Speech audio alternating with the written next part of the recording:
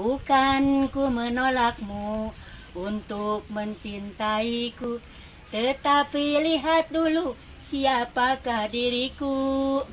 Karena engkau dan aku sungguh jauh berbeda. Kau orang kaya, aku orang tak punya. Sebelum terlanjur, pikir-pikirlah dulu, sebelum engkau menyesal kemudian.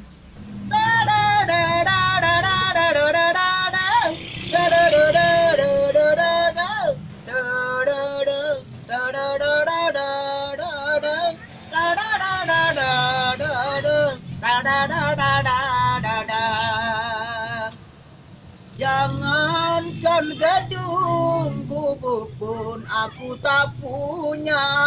Jangankan permata, uang pun aku tiada.